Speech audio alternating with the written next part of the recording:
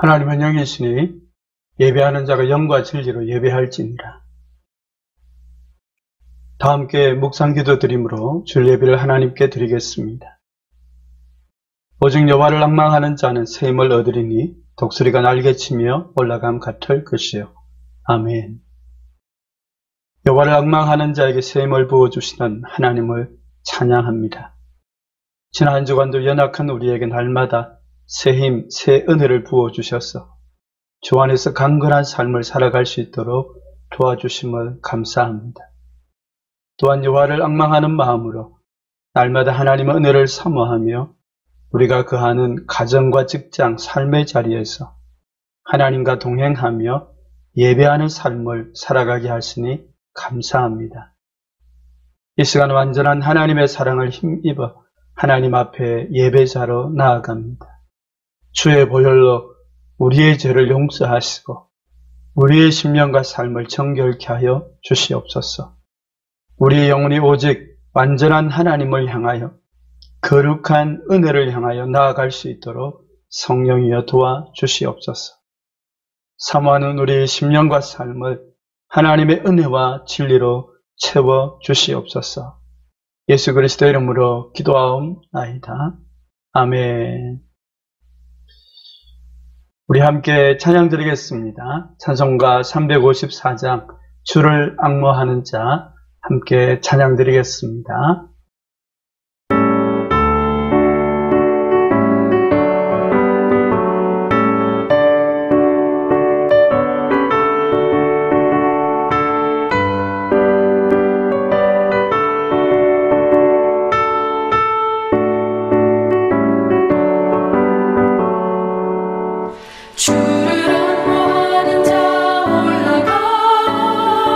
올라가 독수리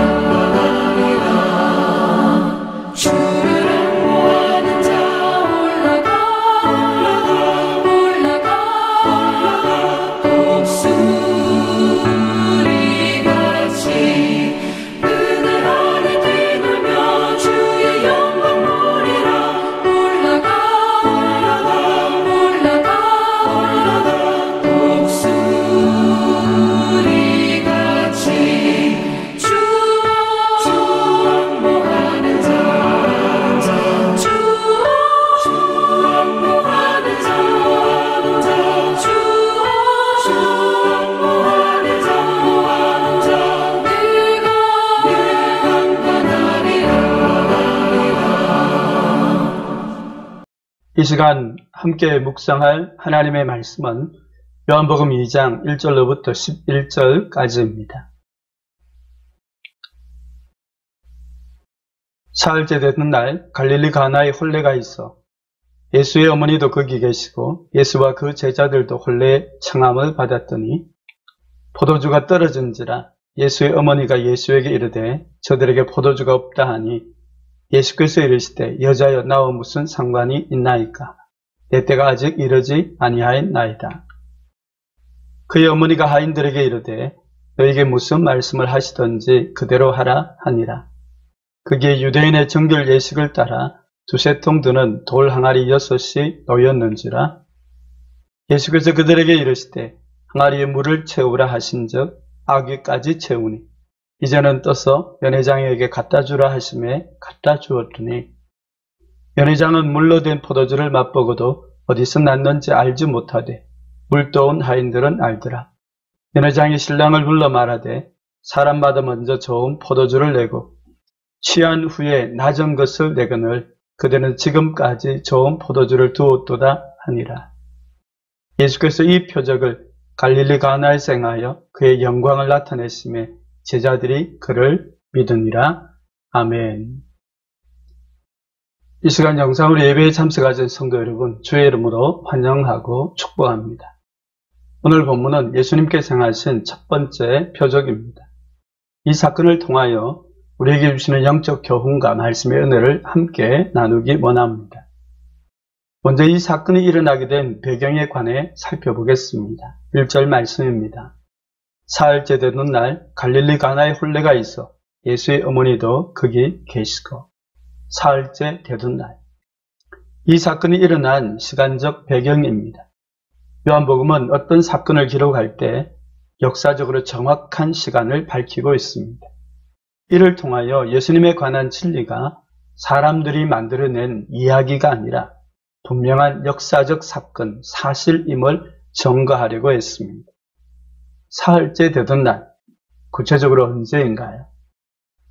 오늘 본문 바로 앞쪽에 예수님께서 빌립과 나다나엘을 만났던 때로부터 3일째 되던 날입니다.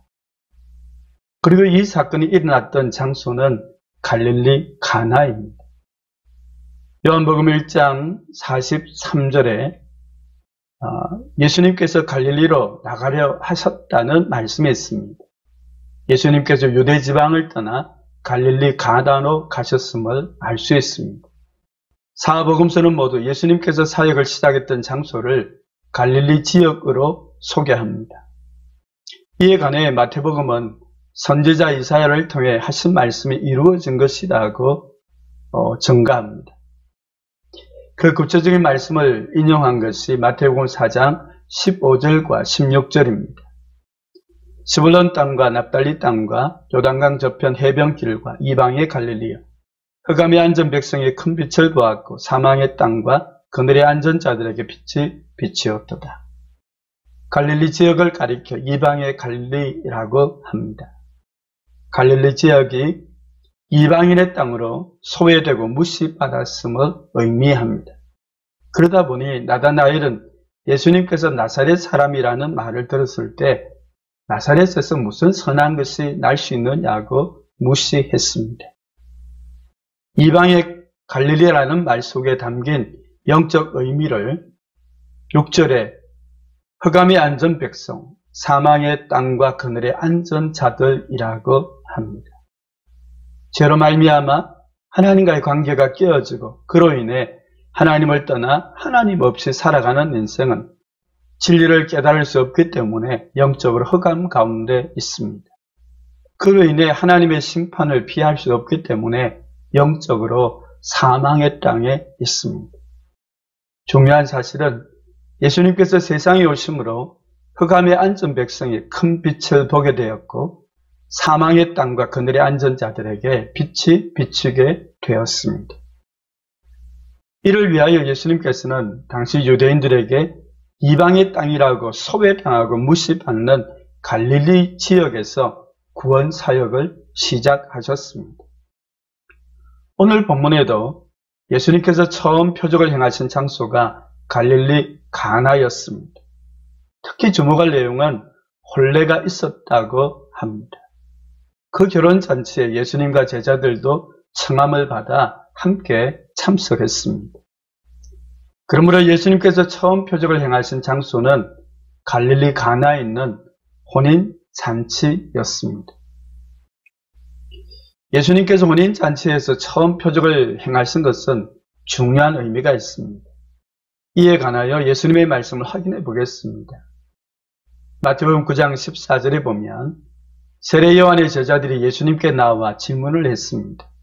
우리와 바리새인들은 금식을 하는데 어찌하여 당신의 제자들은 금식하지 않느냐고. 이 질문에 예수님께서 어떻게 대답하시는지 15절 말씀을 보겠습니다. 혼인집 손님들이 신랑과 함께 있을 동안에 슬퍼할 수 있느냐. 예수님께서 자신이 행하시는 구원사역을 혼인집, 혼인잔치에 비유했습니다. 왜일까요? 혼인잔치의 가장 두드러진 특징은 기쁨입니다. 예수님께서 세상에 오셔서 구원사역을 행하신 목적도 동일합니다. 죄로 죽었던 자가 살아나는 생명과 구원의 기쁨, 모든 얽매인 것들로부터 자유케 되는 기쁨, 그리스도 안에서 참된 안식과 평안, 참된 만족을 누리는 기쁨입니다. 이 기쁨을 우리는 이 땅에서 예수님을 믿고 예수님 안에 거함으로 날마다 누리며 살아갈 수 있습니다. 그러므로 예수님께서 말씀하십니다. 요한복음 15장 11절에 내 기쁨이 너희 안에 있어 너희 기쁨을 충만하게 하려 함이라. 아멘. 예수님의 기쁨이 우리 안에 충만하기를 원하십니다. 이것이 우리를 향한 주님의 뜻입니다. 그러므로 주 안에서 항상 기뻐하라고 말씀하십니다. 이 기쁨이 오늘 우리 안에 있는지 한번 돌아보길 원합니다.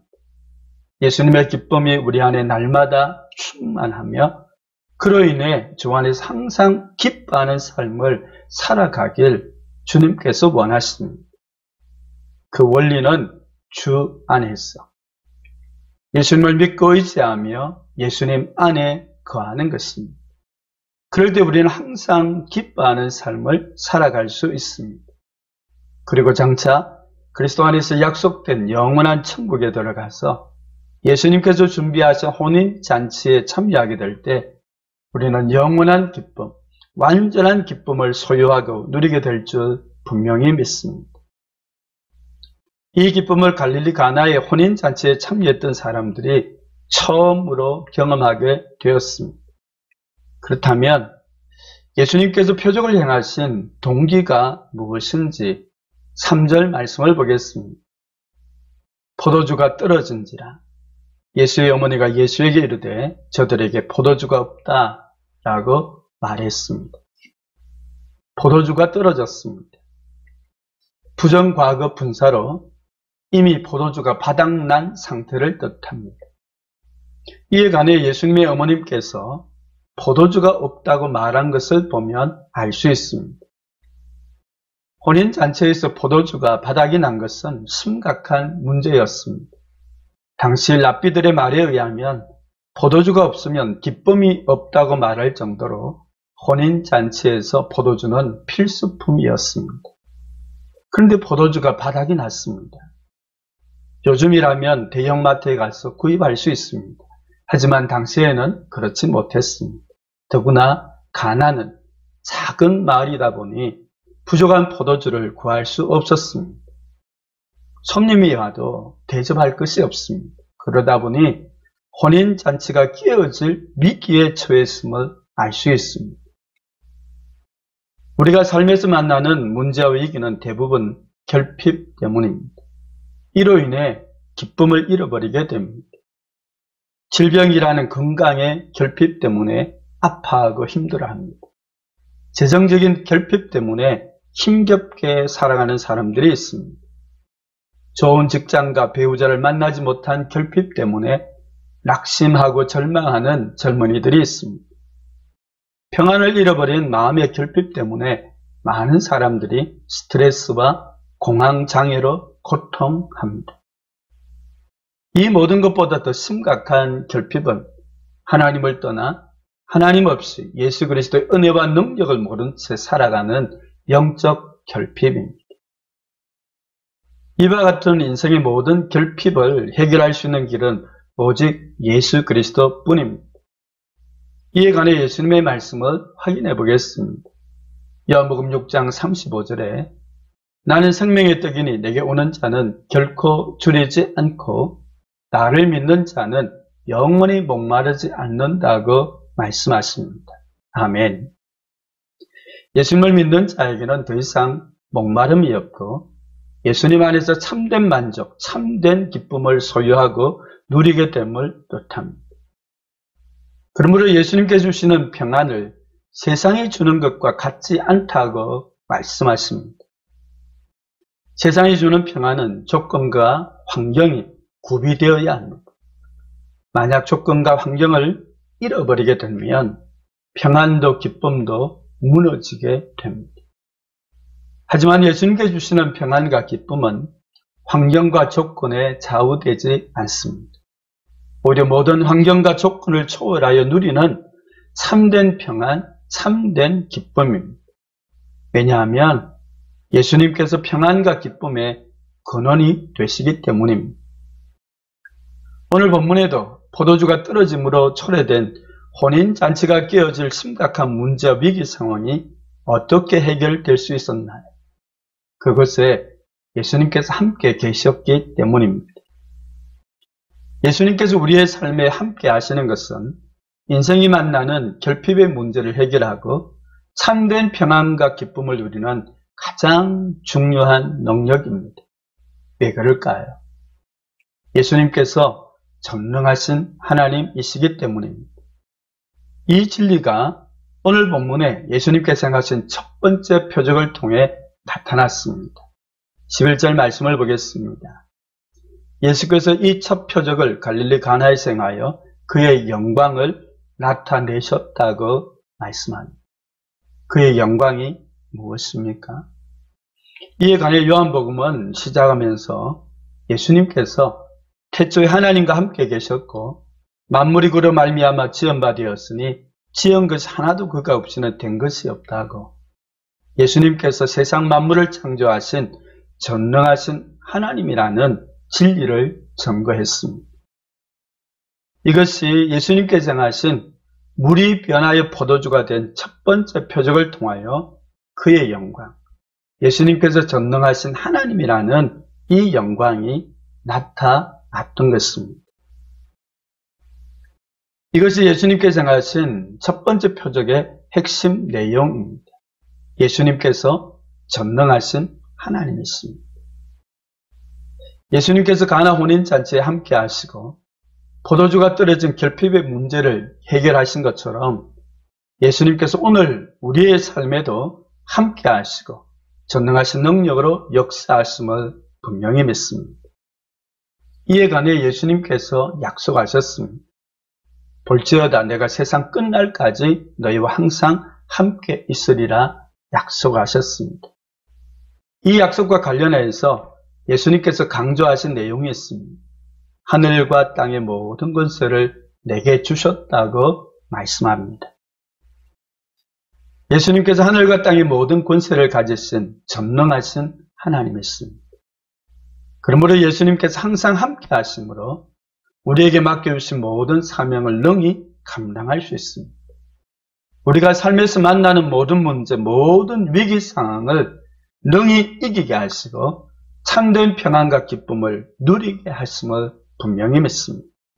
왜냐하면 예수님께서는 물이 변하여 포도주가 되게 하신 전능하신 하나님이시기 때문입니다.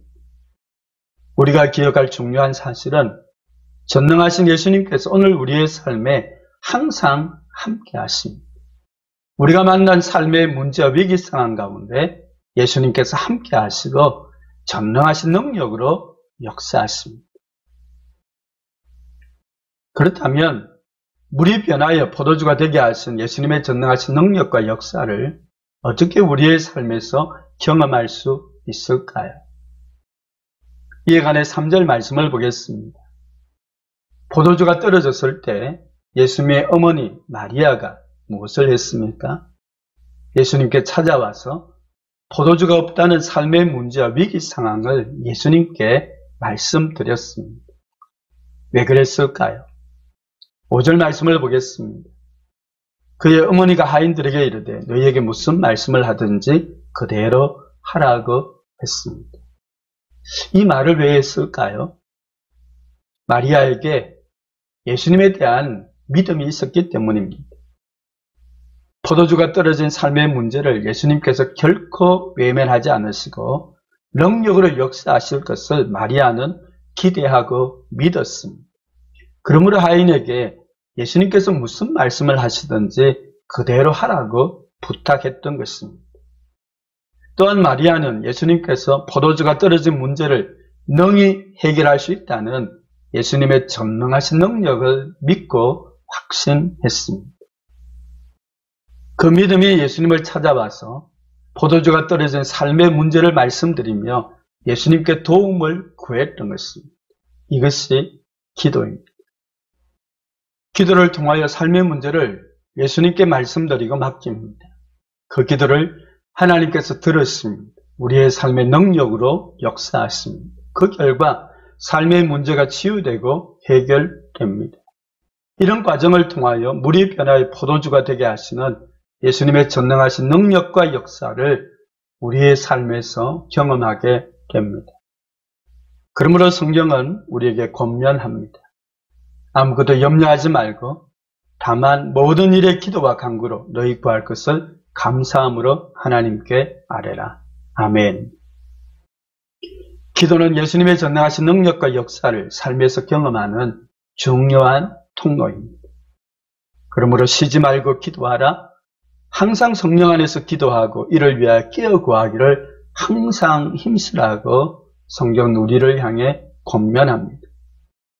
주 안에서 항상 기도의 삶을 살아가므로 예수님의 전능하신 능력과 역사를 경험하는 삶이 되시길 주님의 이름으로 축복합니다. 예수님의 전능하신 능력과 역사를 우리의 삶에서 경험할 수 있는 또 한 가지 중요한 통로가 있습니다. 순종입니다. 이에 관해 말씀을 확인해 보겠습니다. 7절과 8절 말씀입니다. 예수께서 그들에게 이르시되 항아리에 물을 채우라 하신즉 아구까지 채웠다.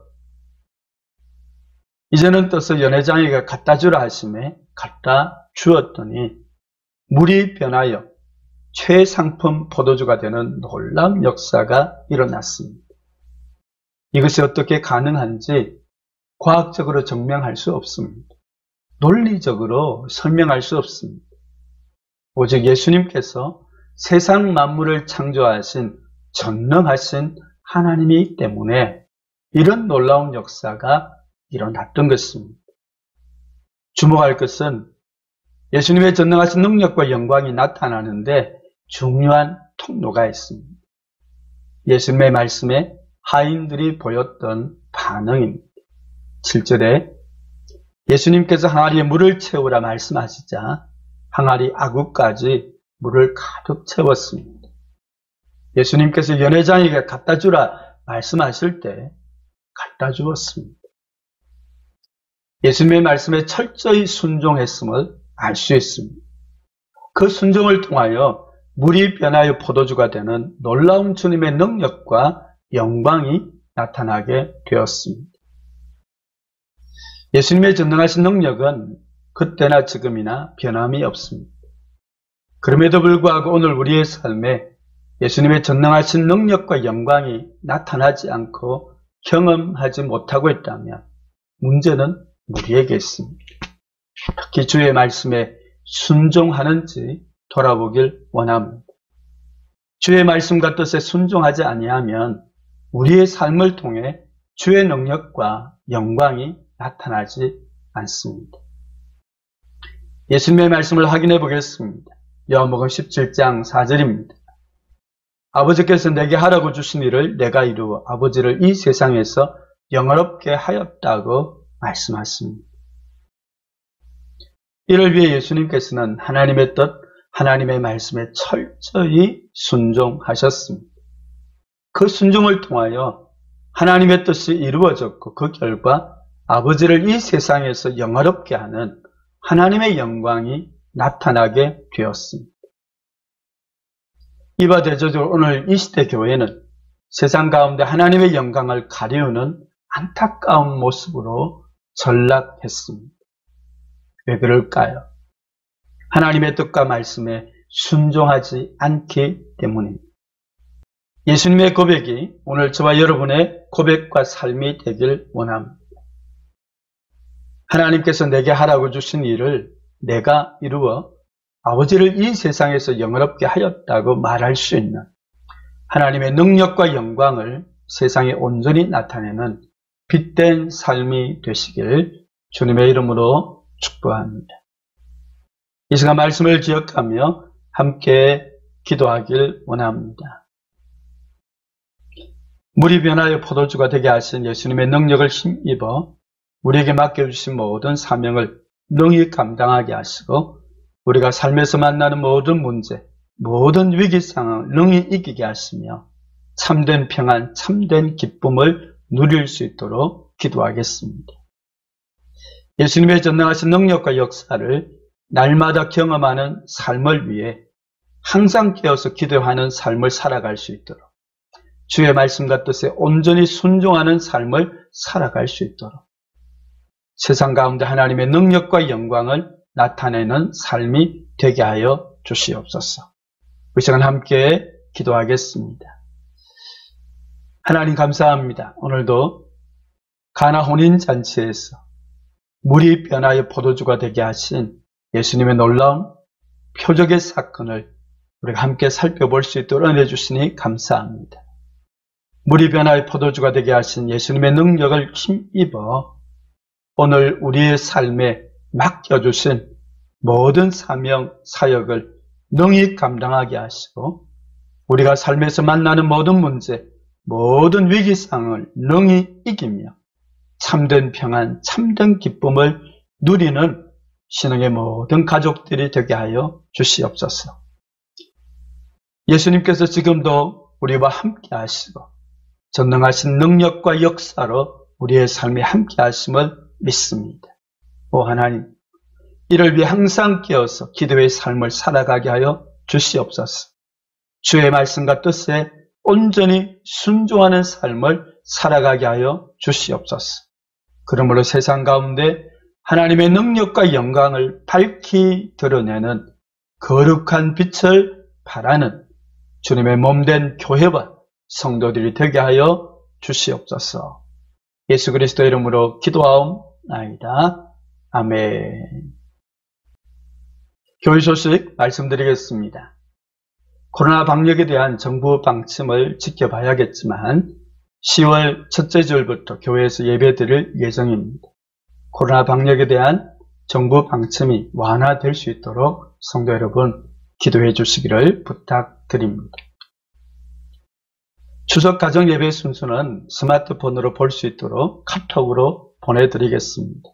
주 안에서 사랑과 평안이 넘치는 복된 명절 되시길 주님의 이름으로 축복합니다. 축도하겠습니다.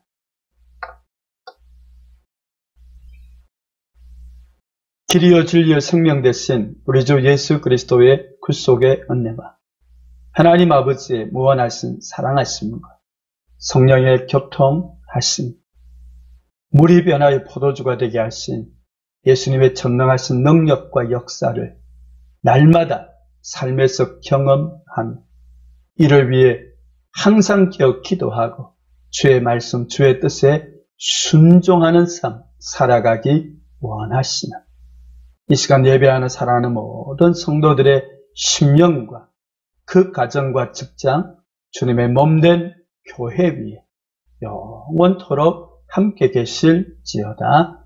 아멘.